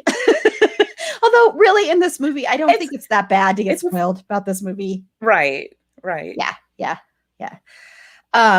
So in the end, when Lillian gets married, the last thing Helen does that almost drives Annie crazy. Although Helen and Annie, actually, let's talk about that just really briefly before we get to that. The Helen and Annie relationship, because we haven't really talked about that completely, because they are competing for Lillian's friendship throughout the whole movie. That's really what their whole dynamic is about. And Helen always seems to be winning in that. But in the end, Annie is the only one that can end up talking Lillian into going and getting married. She's the one who goes and has the final talk with her. And Helen knows that Annie will be able to find her because she goes to Annie for help to find Lillian. And it seems like they almost become friends. And they have a nice little moment after the wedding. So I want to ask you, even though we've talked about how Helen's kind of the quote unquote villain, I don't really think of her that way, but she's the quote unquote villain in the movie. What are your thoughts with what they ended up doing with that relationship and with that friendship? I was really happy that that's how it went, because that's another trope in films about women is the cattiness, and that, like the evil one ends up in like a bird bath, just, walking away going, oh, to some servant or whatever. Like, get that off of me, Jeffrey. I don't know. It's like such a butler name. I'm sorry to anybody named Jeff. If there are any Jeffs watching or listening, I'm sorry that your name is a butler name. I didn't, take that up with your parents. That's not on me. Um, but yeah, what I liked is that it ends up with Helen really coming clean about her motivation and what it is that drives her to be this awful to Annie. And I think that's something that is not uncommon in friendships that start off when you're older. And no, that's not true, because even in friendships when you're younger, when you have a new person coming in and um, taking up the place where somebody who was embedded in your target's life was, and they are still trying to cling to that. And if you're a very insecure person, which Helen is, there is kind of this knee jerk kind of, I keep saying kind of, my goodness. There is this knee jerk. We should put that in the bingo card too. I know. I Carlos almost said says, that. there is this knee jerk reaction of wanting to alienate that person. And if the person won't go willingly, then the next step is to force them out by turning your target against them. Mm-hmm. And this is what Helen does, because Helen, she knows that Annie is Lillian's bestie. They have had their own relationship, which is I think it seemed pretty solid because they have their own inside jokes and all of these things. But Helen makes it very clear that she's marking her territory very early. From the first moment that you meet Helen, she's very clearly like, this is my friend now. Go along and find yourself another one, you peasant. Because I said that because she's rich and she has butlers. So when you get to the scene where Helen and Annie are driving over to Lillian's apartment to get Lillian to her wedding, and Helen is just like, she's having metaphorical barfs where she didn't have real barfs in the the bridesmaid dress place. Mm-hmm. And she's getting this all off of her chest, because I think she realizes, for one thing, Annie's not going anywhere. No matter what she tries to do, she's not going anywhere. And she realizes also that she would be failing her bestie by not bringing Annie to the rescue. Mm-hmm. And that's really a concession that speaks to Helen's capacity for growth and for her heart not being as small as it seemed. Um, and there's also a lot of times when you can really feel for her, when they're at the tennis club and her stepkids come in and they're like really awful to her, because she's Mm-hmm. trying too hard and they just don't care for her. Um, you don't really see her spouse all that much, and they're telling Yeah. you now, he travels a lot, like I barely see him. So she's very lonely. She feels very out of place. And she finally finds somebody with whom she can kind of let her hair down. And, well, damn it, she won't let this other woman go. Like, what is the deal? I have all this money. Why aren't you my only friend? Why can't you just let go of everybody else and just we be besties? Yeah. And it's very childish and it's very immature. But I think understandable in her case. Um, I don't think that I fully have forgiven her for the way she treated Annie, because it was really awful. All of the one-upmanship at the during the toast during the engagement God. party was awful. I just constantly think about the moment where Annie takes the mic and she starts walking off, and then Helen comes in with a second mic. I know. She's like, nope, that's not gonna work. It's not done yet. It's not done yet. The flight to Vegas, where she gives her something supposedly to calm her down, but really to just Mm-hmm. make a butt out of herself. Which is the one time that I got mad at Lillian, because it's not like, because Annie was on stuff. It's not like Annie was trying to make the plane get diverted to Yeah. Wyoming, of all places. That's just how it worked out. And that wasn't strictly on Annie. But uh so yeah, I don't think that I necessarily forgive Helen, but I think it's a necessary concession that then Annie needs to make for Lillian, because this is somebody who's important to my bestie. Therefore, it'll make my best friend's life easier if I just accept her and embrace her than if I try to compete with her at every turn. Um, so yeah, I did like that. That's how that turned out, instead of Helen just being revealed to be a much more heinous person, um, who should absolutely be shunned from the group. And I think that's one of the ways in which this movie is so much better than a lot of other movies where the main characters are women, because of that. Because it says we don't need for this to be contentious going forward. Mhm. Everybody can be friends. Everybody can have a part in each other's happiness. There's no reason um, to shut anybody out. So yeah, okay. So I said a lot, but there you go. But I love everything you said. Yeah, Okay, yeah. cool. And I'm going to say, just as an aside, there's been a little conversation in the comments here about our name. And it has been determined that our name is Erla. And Jesse said our episode can be called "My Name Is Erla," because Jesse had suggested Karen, and no, we cannot be called Karen. But I don't know why we couldn't have had Carlin. Carlin, yes, Carlin. I think that might have actually been. I'm going to scroll back here because I think that might have been in one of the suggestions. I'm trying to think if that was. I can't remember, but yeah. So thank you for naming us now. Erla. Erla. It just, I'm sorry, but that sounds like we should be in overalls, like mucking out stalls. And I don't do that. For the zombie horses. We brought it back. I would muck stalls for zombie horses. Take it back. We can be Erla. The I'm zombie okay horses and the zombie tigers. And the zombie Erla tigers, for life, huh? Zombie fauna, yes.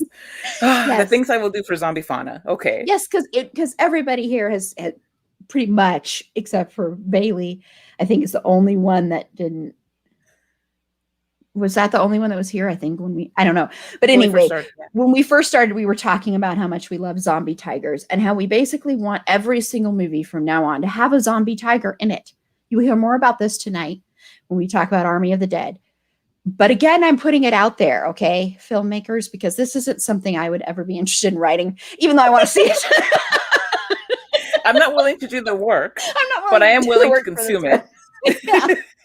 So it's like saying to somebody, hey, chefs, this is what I want to eat. No, I will not participate in making it.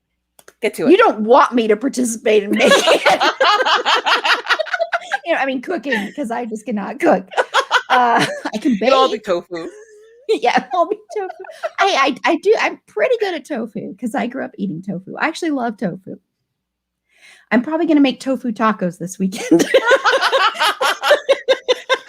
Surprised. Yeah, I can make tacos. I can make enchiladas. I can boil some water.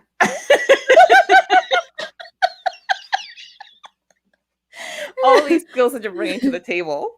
Yes, see, I'm amazing. Exactly. When prepared correctly, it's great. Tofu is great. Thank you, Bailey. Did you wear your share of? Did you? Beck said that she's sure you wore your share of overalls in the 90s. No, is that true? No. With only one strap buckled. Oh yeah. What? How dare you? No. Why would I hide all of this? Meg is saying she would kill.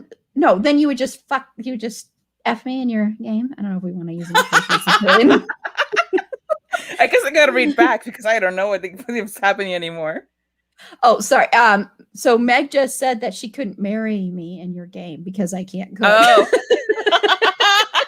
That's correct. Yeah. No. You have to have cooking skills of some kind, or at least enough money to like buy several establishments that cater to Yeah, that's what her I do. I'd culinary hire needs. a personal chef.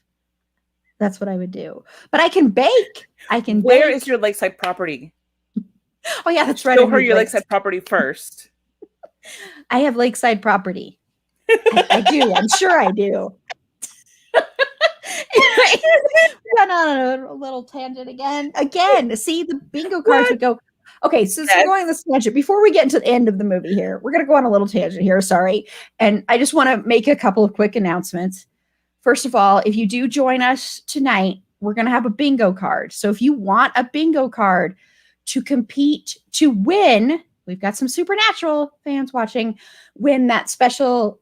I keep wanting to say 100th anniversary, but It only feels like it's been on for 100 years. yes, exactly. That special Entertainment Weekly thing. It's the 100. What is it called? Carla, do you know? I'm sorry, everybody. I can go and find it on my Oh, never mind. I can download it here. But if you want to win, it's Supernatural Forever. It's a TV guide special. So here, I'm gonna put this up here in just a second here. If you want a chance to win this, you'll want to join us tonight at 6 p.m. Mountain Standard Time. That's 5 Pacific, 7 Central, and 8 Eastern. As we discuss the new Zack Snyder movie, Army of the Dead, you still have time to go watch it before we discuss it because we might have spoilers. Or the whole episode might just be about zombie tigers. I don't know. And this really is not that scary of a movie. So if you're not a horror fan, I'm a horror fan. But if you're not a horror fan, it's not that scary. It's more comedy. It's more action. It's heist movie too. You have a chance to win this magazine, okay? Because Erin A, she is generously donated this to us. So for a prize. And then from now on, when we do our live streams, we're going to have a prize. It's usually going to be a sticker, just to let you know. But for this one, it's going to be this. So let me see if I can add that in here. But this is the bingo card, just to get a preview of what the bingo card is for everyone. So you see there's like Queer as Folk. We added Barry Watson because if you haven't listened to our Fandom Confessions episode, go listen to that because that's one of my favorites, even though some of you may hate us after this. It's still one of my favorites. Okay, and go look at that. Hey, Erin! Sorry, just saw Erin in there because I wasn't looking at the thing. She's shouting at the zombie tigers too. But Barry Watson gives one of the best performances in the world in the movie Boogeyman. I am not kidding about this, okay? He's very serious about Barry Watson and Boogeyman. Like, don't even try to tell her, oh, Erin, you're so funny, because she's not being funny about this. No, this is very serious. And Barry Watson now knows this because he listened to a clip of it and commented and liked it. So he knows now that there's someone out there that thinks this is award worthy. So that's why that's on there. And of course, George Clooney, Queer as Folk, all these things we mention all the time. So if you want this one, because I'm going to send out special links to them, I may just post a link towards the end in there just to make sure we only have one winner. Yeah, and Kripke. Kripke did write Boogeyman. He was one of the writers of Boogeyman. Which I had forgotten about and then got pointed out by one of our listeners. So thank you.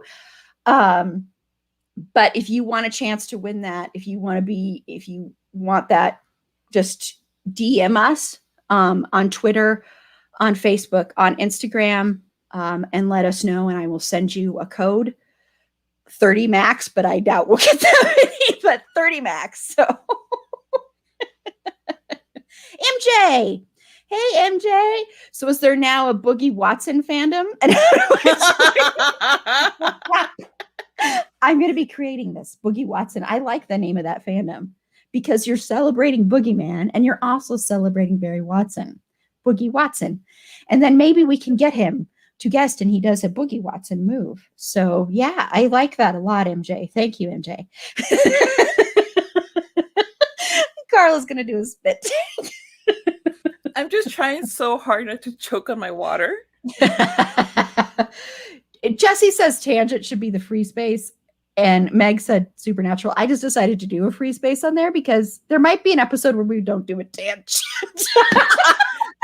You are such an optimist. I don't know what's wrong with you. Have we had one yet? No. Case closed. The trailer was too scary for Boogeyman, Bailey. Aww. Was it? It's was so it? good. Was it the? No. It's so sorry. I keep thinking about Army of the Dead. Never mind. My brain switched off for a second. That was hilarious. But Boogeyman is a high quality film with its 1 star. Yeah. I swear, if you just joined us, we have been talking about Bridesmaids. We will get back to it. We promise. We're getting there. Yeah. Okay. So anyway, I'm going to go back a little bit to the band. Sorry. And then we're going to go back to Bridesmaids. I promise. So back again to, once again, this is the fandom bingo card. So hit us up, DM us, private message, whatever. Let me know you want one of these. I'll also be posting about that because I'm sure not the same people are watching this because necessarily. But if you want a bingo card, I'll also be asking before we start the live stream. And I mean, before we really get into it and try to hit those up. And yeah, so if you want your chance to win that Supernatural Forever magazine, hit us up for that. Okay, so let's go back. MJ wants a Bridesmaids and Boogeyman crossover. Is there a fanfic for that? I will make that fanfic. I was going to say, Erin writes really good fanfic, so I think she should be the one to tackle that crossover. It'll be Annie and Barry Watson's character, which I never say his name because I honestly don't remember what his character's name is. Annie and B. Watts. Let's do this. Annie and B. Watts. Oh my gosh. Okay, that needs to happen. Even if I don't write it, somebody write that. And then add a zombie tiger. Because why not? Problem. Somebody would then need to watch Boogeyman, and I don't think that's going to happen. So I think you just need to take one for the team. People watch Boogeyman. It's Tim, Meg says. Thank you. Watch Boogeyman. Come on, people. Do it for me. And do it for Barry Watson. And do it for my Boogie Watson fandom that I'm starting. Okay, so let's get back to Bridesmaids.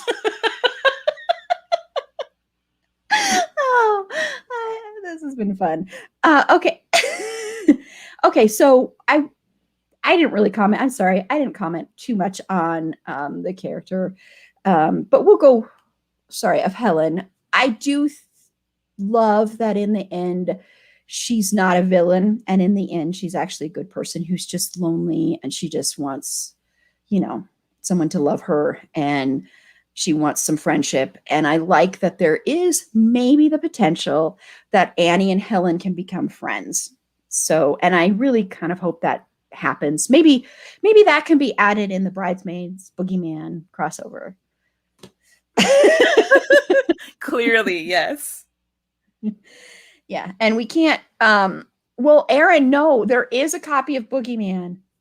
It was available on Amazon for sale, but someone must have bought it. It was the last copy.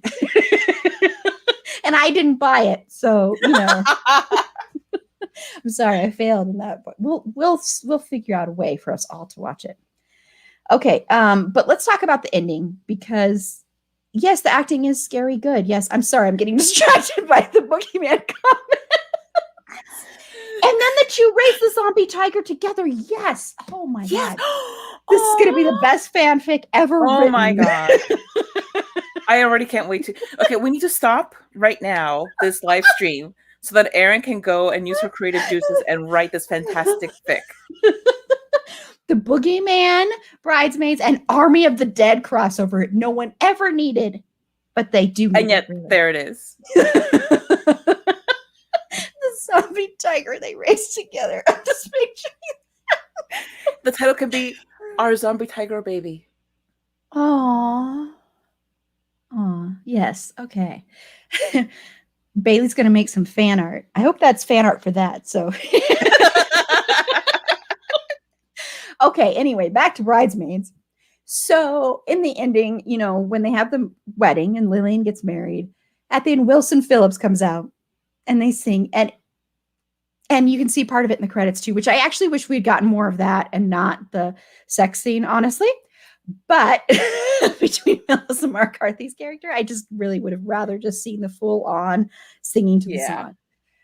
But what are your thoughts on the way the movie ended? Just that scene, just the whole Wilson Phillips scene, just because I like to geek out about that. I love it so much. I love that it has like so many fun references about things that happened in the movie. You have the fact that Annie's gift at the bridal shower was this kind of like a memory box, which was very sweet. And Lillian really appreciated it and she really loved it. And one of the items was the Wilson Phillips CD, which was like a must have back when it came out because everybody knew who Wilson Phillips was. I don't care what kind of music you like, you That's knew who true. Wilson Phillips was. And Yep. don't lie about singing Wilson Phillips in the shower, in the car, humming it to yourself softly while you're buying groceries. Everybody was doing it because they were just like amazing at the time. So it just it's super cute. It's like a cute little mention, like, oh, Wilson Phillips, our favorite band together, and we used to drive around and blah blah blah. Okay, cute. But then Helen, being the usurper that she is, she hires Wilson Phillips to perform at the wedding, to perform Hold On, which at this point, Annie was out of the picture. So Annie wasn't even supposed to be at the wedding. So this was just full on stealing Annie's ideas in service of making Lillian happy and therefore love me even more. But yeah, like at this point, everybody had reconciled, everything was good. So they come out and then Annie throws this look at Helen and Helen's like, this is the last time, I promise. Because she's acknowledging, okay, like, I get it, we've gone too far. But so you see that and then it kind of cuts away and then the music starts and credits are rolling, but then it pans back to the scene, and it's my favorite part of the movie, maybe, where Annie and Lillian are like dancing at each other, which is my favorite kind of dancing. Let's not dance together, let's dance at each other. Yeah. And Lillian is doing like the drumsticks, like very like, with the stank face, like love it. And it's really a sweet moment because you see this this moment where their friendship, where you can see all of those years of friendship just kind of pop back up, and they're in this little like bubble of their own, having this good time together. Like Doug, the fiance, whom we haven't even mentioned by name in this entire episode, he's there too. True. Yeah. Like he's there too, and yeah, he's there. Like they just got married and they did the whole post-marriage kissing thing, but now it's just about Annie and Lillian and how they're having this very special moment with a piece of their shared history, and then everybody's bopping along and it's really cute. And Lillian's dad is sitting in the pews going like, I'm not paying for that. I love her dad. Yes, like in the engagement party when he says, I wish we just elope so I wouldn't have to spend all this money, and everybody laughs, and he's like, I'm not joking. Everybody laughed. I'm not joking. But so yeah, it's a really fun, funny, and sweet culmination of everything that the film has been trying to say about friendship and about their friendship in particular.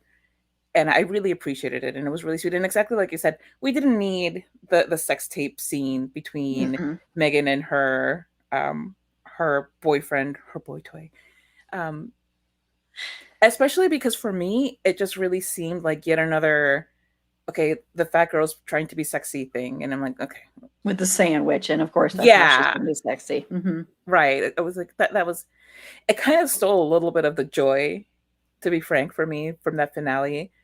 So I just want to, in my mind, I cut it off at that point, and I ignore that because everything else was just beautiful about that end. Yeah, I agree. Yeah, and like I said in the beginning, I cry at the end of this movie. I cry with that scene because there is, because of course music, as everyone knows, means so much to me. And so when you have a scene where you are sharing a song, even if it's a cheesy song, whatever, as Carla said, you did listen to Wilson Phillips, or you knew who they were at least. You remember their videos and all that stuff. And the way they do that scene is so great and wonderful, because you know there's so much going on underneath that, where it's like this is this big memory that they share and they love, and this has been a song that's meant so much to them, and it's so funny. And you know, I'm sure some of that was improvised, because we haven't talked about that. Maya Rudolph and Kristen Wiig are so good together. They have such great chemistry.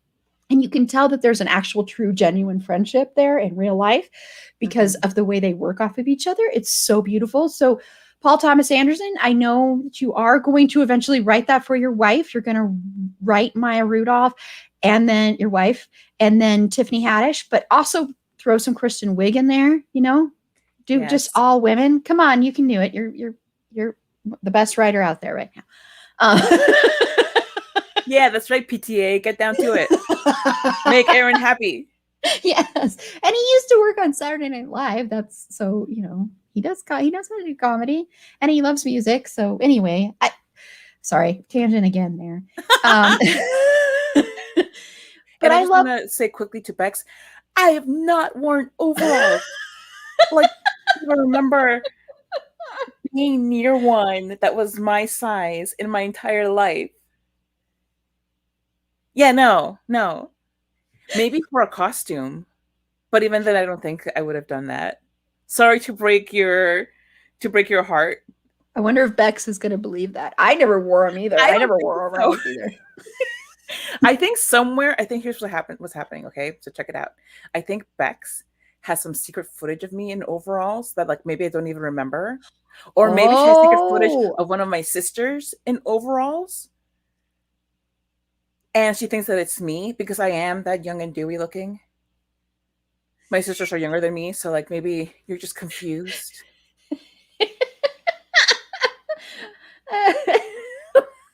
I love the overall debate we're having in the comments too.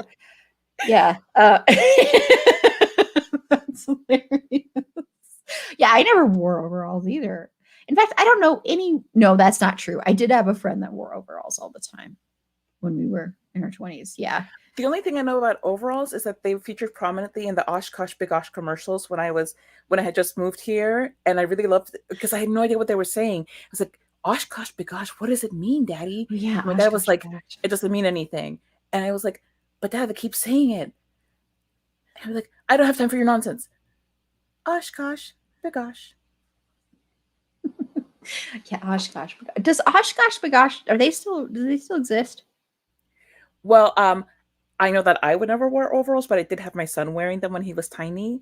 So at least as of like 5 years ago, they were still making teeny tiny adorable overalls. Okay. I was just wondering because it's kind of like the Old Navy commercials, you know, where I don't know, that's why it reminds me of Old Navy commercials, but those commercials that fortunately we don't get very many of those anymore because I actually don't like those at all. Look at us writing yet another tangent. I know. We're on the Tangent Express. Do with Bridesmaids. I think we actually talked a lot about this movie. I will say we did pretty good. Thank goodness that in this episode about Bridesmaids, we talked a lot about Bridesmaids. I know. We didn't go on a long, you know, tangent about, you know, well, we did go on a long tangent. What am I talking about? I blame the wonderful commenters and zombie tigers until Meg showed up. We were really talking about Bridesmaids, and then you showed up.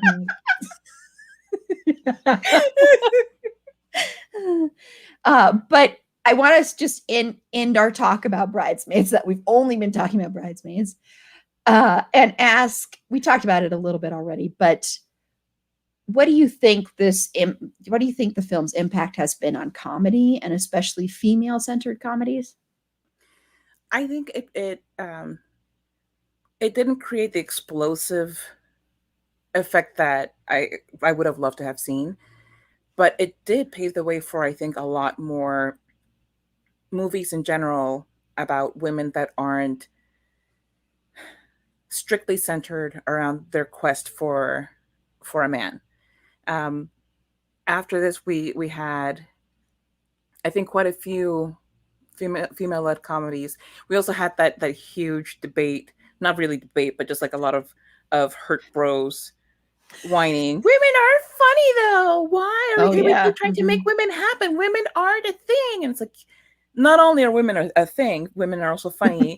And I'm sorry that you're not that funny, and you're just trying to, ruin it for everybody else. But I also think that a part of why the Ghostbusters movie that Melissa McCarthy was in wasn't more successful is because of that backlash after Bridesmaids. Because Mhm. you finally started to see people taking women as a comedic force seriously and trying to develop more projects around them and starring women and everything. But there was so much backlash, and there was so much, if we start treating them seriously, then everybody will start treating them seriously. And then what about me? What about my career? There are plenty of movies for you, Dean Cook. Like Dane Cook. There's I was like, plenty Dean of Cook. material. Yeah, yeah. That's how much I value him now. Although I will admit to being a huge fan of his at the beginning. Um, but that's where, and I don't even know that he was specifically part of that whole thing. It's just like the first comedian who became an actor that popped into my head. So I'm sorry if I'm disparaging um, Dane Cook, and he didn't deserve it in this regard. But uh, yeah, so there was just so much hatred towards comedic actresses and towards um, women who are comedians, that I think kind of negated a bit of the impact. And that's why I think that there wasn't more of an impact, just because of the pushback, and because the vast majority of the people running Hollywood are men, Mhm. and what they listen to is what they think might um, tip more money out of their pockets than otherwise. And it's very easy for them to be in this little echo chamber where they're all like, no, no, women bad, stinky women. They Stinky have women. they have comedy cooties. Um, so it's sad, and it's part of the struggle that we're still in. Um, Not to mention the fact that this movie, yeah, Maya Rudolph was in it, but other than her, I mean, she was like, what, the one person of color in the primary cast. Hmm. And then we have the whole idea of like, okay, but there weren't even dark skinned black women there. So there's still, at that point, still like a lot of a struggle to have uh, underrepresented populations in these big, um, not tentpole, but these big, whatever, big movies with lots of money behind them and whatever. There's also now, I think, more of a willingness to even entertain the idea uh, of having trans women in film, Hmm. which I think is great, because we need to see all women represented in film, and not just the idealized version of this is what a woman is, this is what a woman looks like. They're not all um, thin and blonde like Kristen Wiig. If they dare to not be blonde, they don't all look like Rose Byrne. Hmm. So I think like some steps were made. The only reason that there weren't more was because of the backlash. We still have a long way to go, but I still think that without Bridesmaids, we may be even further back. Yeah, I agree with everything you said. And hi, Sasha. And then I want to go back to a comment that Bex made, and I'll just put it up here because this is what we've kind of been talking about. We're funny. We like to talk about sex and poop and all that gross stuff. I don't necessarily like talking about poop, but but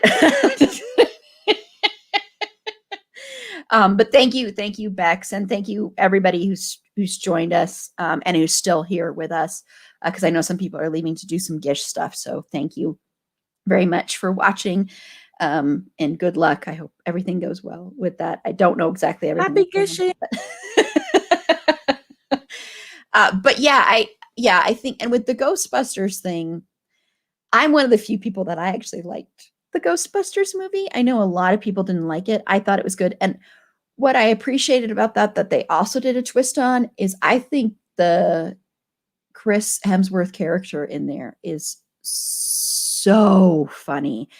And it was nice to see a male character in a movie filling that quote unquote bimbo role, because that's really what he's kind of filling is the stupid, woman, that kind of thing.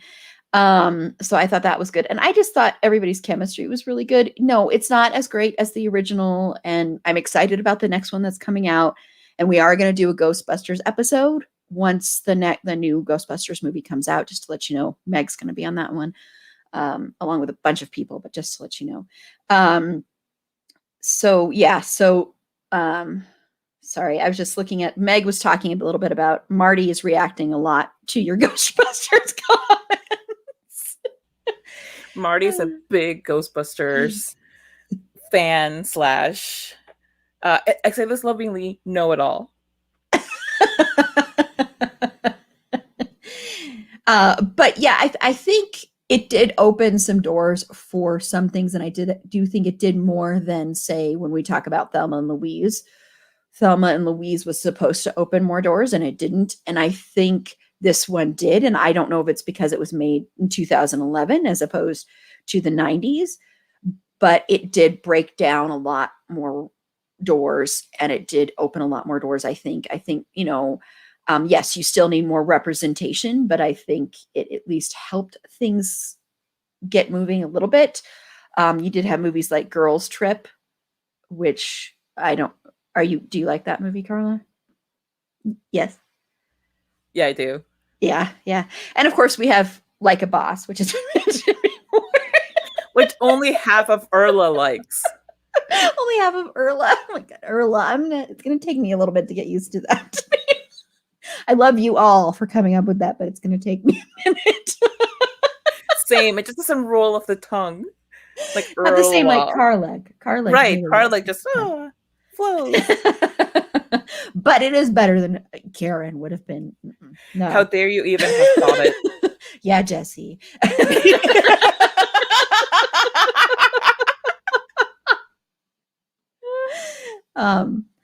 But yeah, I do think it helped a little bit. I think it actually did more than Thelma, like I said, than Thelma and Louise did. I think it did more than a lot of other movies did. I think that's why you got a lot of the Melissa McCarthy movies that you did. Like, I don't think we would have had Spy, which, once again, go watch Spy, if we hadn't had this movie. I don't think we would have necessarily even had Girls Trip if we hadn't had this movie. I don't think we would have had Like a Boss. I just keep bringing it up, even though just to torture me. If we hadn't had this, I think this even helped people who weren't even in the movie. Like and I'm not saying like this is necessarily connected, but I think Tiffany Haddish, I think this even kind of helped her come along. I think that kind of stuff. So I think once people saw that women can be funny, and we've always been funny, and women can do humor that's not just the romantic comedy humor, we can do other humor as well. We can have movies that are just about female friendships that don't have to have the love story, even though this one does have a love story, but we can do those as well. I think it did help that. I am a pessimist though, and I think there is such a long way to go. There are so many other barriers. I've talked about it before, how I think horror still has a lot of barriers there. I think there are still a lot of people that don't think women like horror movies, that women don't like to be scared, when actually, when they do a lot of those studies, a lot of times the audience for horror is more women than it is men. Yeah. So I was going to say that most of the horror fans that I know are women. And yet this refusal to believe, well, there's just a refusal to believe anything women say, really. Exactly. Especially when we're speaking about ourselves. It's like, no, this is what I like. I'll tell you what you like. I just said that I know what I like. Yeah, I know. Yeah, it is. And shout out to Jesse is just, seriously, if you have a podcast, if you're an indie podcaster and you're not following Sudden, but what is it? Sudden, but what is it? Because he keeps changing On but, Twitter is but at Sudden Butt. okay, it is at Sudden, but still. But if you're Yeah. not following them there, if you're not following Jesse, I mean, Jesse is just one of the best supporters. He can't hear us right now, he said, but he's still leaving the stream on for support. So he's just amazing. So if you get Jesse, you have to get Jesse in your corner. You have to Yeah. reach out to him and support him too. Yeah. But I just want to give him a shout out Wonderful. because He's such a lovely person. And I mean, like, everybody who has been in our on our comments, like, this is my podcast, on your comments, in which I'm participating right as the panelist. Everybody in the comments is so wonderful. But speaking specifically about support from within the Potter family, Jesse is one of the most supportive, wonderful people you will meet in podcasting. It's very, very true, because I want to say, you know, being an independent podcaster and being out there, because there's so many podcasts, as everybody knows, there's thousands upon thousands upon thousands, and trying to get a foot in the door is very hard, and it's a struggle all the time. And so you really have to have that support, I think, of other podcasters as far as like getting through it and being like, okay, I may not have the listener numbers that I want for this episode, or why is this episode failing, or why, you know, because I still struggle with that. I'll look at stuff like our This Is Us episode. I thought that was going to be a big hit, and that's one of our least popular ones this year. And I was surprised at how popular some have been, like our, you know, American Psycho episode, which I was happy because it proves once again that women like those kind of movies. Right. And they also just love Christian Bale. So that's really what it is. I mean, come on. Sorry, throwing that Christian Bale mention in there again. But no, it can be hard. It can be very hard to keep going sometimes, because you're like, oh, I'm not this big success. But I think the community is so good. There's so many good people in the indie podcast community that it can feel like a warm hug in a way. So just shout out for that, because I just wanted to point that out, because I just think that's pretty awesome, because it's just really, and maybe he'll hear this later and know what we were saying. We love you, Jesse. But yeah, he's the best. So, okay, well, let's go ahead and we'll wrap up this live stream. And we'll be back in like 6 hours, a little bit less than 6 hours. We'll be for back more again. Zombie Tiger Talk. Yep, that's all we're going to talk Zombie about. Tiger Talk with Aaron. That's the new name of your podcast. With Aaron. Yeah, Zombie Tiger Talk with Aaron. And Erla will be here. Erla will be. Yes.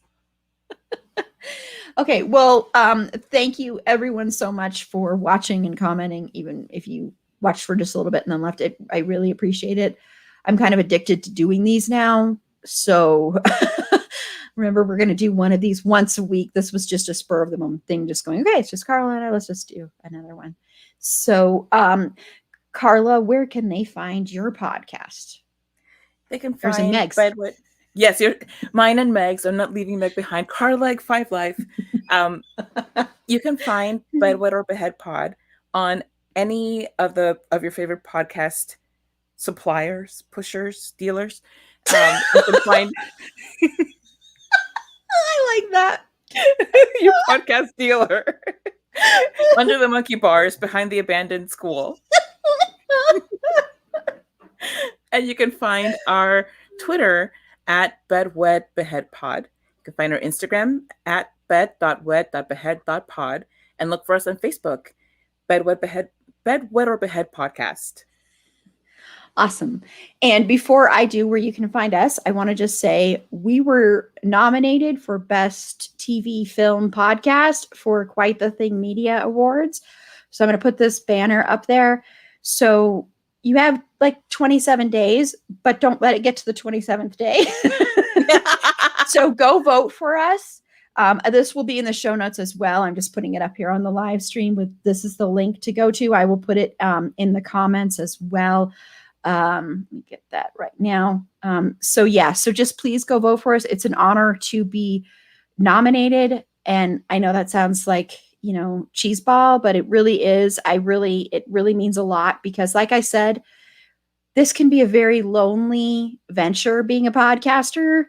And I have amazing people that help me, and I have amazing people that are on, like Carla and Meg, and MJ and Sasha, since they and Aaron does, like, once again, Aaron A does so dang much for this podcast.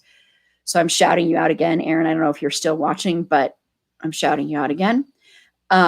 So really, it can be very lonely. But so when you have this happen, and I didn't know about it, and Carla told me, I was like, oh wait, I am. Carla told me last night. So here, I'm putting this in the comments as well, but please go to that link and vote for us under film and TV, and vote for other podcasts too. You can only vote for once they're tracking the IP addresses, so you can't, spam them, which is good. But remember, that's for like the next 27 days. But I really just want to say thank you again. And I really appreciate it. And it's pretty darn cool. And you can follow me on Twitter at @AprilBeauty. The E and the A and the B are capitalized. I mainly use that account to stalk Carla and see if she's tweeting about Queer as Folk, which the last week she has not tweeted at all about Queer as Folk. And I knew something was missing from my week, and that was what was missing from my week was listening to her. The Brian slander. I wasn't missing that. I was missing trying to ignore the Brian slander. But I was missing the Queer as Folk tweets because, yeah, I do stalk Carlo's profile for those. Healthy stalking, people. It's healthy stalking, yes. It's healthy stalking. Yes. It's because she's watching my all-time favorite show, and she's in my favorite season, and season 4. So I'm just excited about that. I'm excited. Stalkery. It's all the same. And I'm excited to watch as she falls in love with Brian during one of his upcoming storylines. So I know that's going to happen. I just know it. I think, setting your expectations a little lower might be good for the health. She will like him. She will tolerate him. He's not completely bad. Anyway. And speaking of Brian, really quickly, this is so silly, but go over to my profile on Twitter to @fandomthingpod. No, it's in that one. Go over there, search through there, and you will find, I was very distracted by this picture of Gail Harold, who plays Brian. And it's one of the best pictures I have ever seen of him. Because I have a thing about when guys wear glasses. I just love it. I think it's very sexy. And he's got glasses on. He's got a little bit of a scruff and a little bit of, I don't know. It's the most gorgeous picture I've ever seen of him. So go find that. Sorry, everybody. Anyway. Speaking of pictures, though, I just want to say that you should look at Bailey's timeline, because she has tweeted wonderful fan art of... Oh my gosh. of Urla. Oh my gosh. He's on Bridesmaids. Okay, and there's Okay, I have to find this. Okay, so okay. So I'm gonna just share one of these in here then. Okay, I hope that's okay. Yeah. Oh my gosh. This is amazing. Okay. She gets everything in there.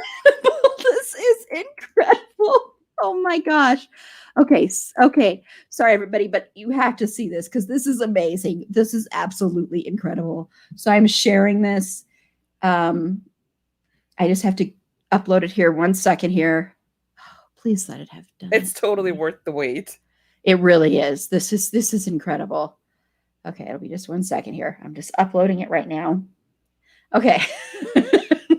Oh wait, I have to get rid of my banner. Sorry. Okay, now look at this beauty. You've got the zombie tiger. You've got Urla. You've got Annie, and you've got Barry Watson from and overalls. And overalls. Oh my God, this is amazing. Thank you, baby. This is the best thing ever. If you need a quick visual summary of what just went down in the last 2 hours, this is it. It's very true. Very true. Wow, that's incredible. Thank you so much, Bailey. And I know there's other ones there too. I just wanted to at least do one before we wrap up here and show that. And maybe some of those will pop up in our stream later tonight. So thank you so much, Bailey. That was awesome. I love that. That was so cool. Okay. Okay. Well, you can follow the show. Be sure to like the show on Facebook at facebook.com/itsafandom-thing-pod. On Twitter, once again, that's at fandom-thing-pod. No, it's in that one. On Instagram at It's a Fandom Thing Pod. Follow our YouTube station. I want to call it station. Follow our YouTube channel because once again, we're going to be doing this every month. And then I'm going to close out with a video of our upcoming promotional thing. We'll have a new video soon of our upcoming Halloween thing that we're going to do, trivia bracket. It's going to be so much fun. It's going to be a lot, like 10 weeks. Okay. But it's going to be so much fun. So I just want people to be prepared for that. And if you want to be a potential guest on the show, please reach out to us at itsafandomthingpod@gmail.com. We have a guest that's going to be coming up in July. It hasn't been solidified yet, so I'm not going to give you the whole things yet. But coming up in July, we have a great guest that reached out to us after our toxicity between fandom and celebrity episode came out. So that'll be a lot of fun. And then I'm hoping we're going to be working on, for Pride Month, getting an episode together with some local drag queens. So that'll be a lot of fun. And that's what I'm hoping that'll be, is it a live stream. So that will be a blast. Other things that I have in the pipeline that I want to work, but I haven't reached out to the people yet. So I'm not going to put it in there yet, but it'll be a lot of fun. So until next time, remember, it's a fandom thing. Black Lives Matter and stop Asian hate. And here's a little trailer for our upcoming Halloween episode. And thank you again for everyone, our contest, sorry. Thank you again for everyone who's watched, commented. Thank you, Bailey, for the fan art. Love you. You're amazing. Great supporter. Seriously, just thank you so much. I really, really appreciate it. Okay, thank you. And see you soon. See you in less than 6 hours to talk about Army of the Dead and Zombie Tigers. Bye. So I'm going to have us exit out and play this here. Thank you.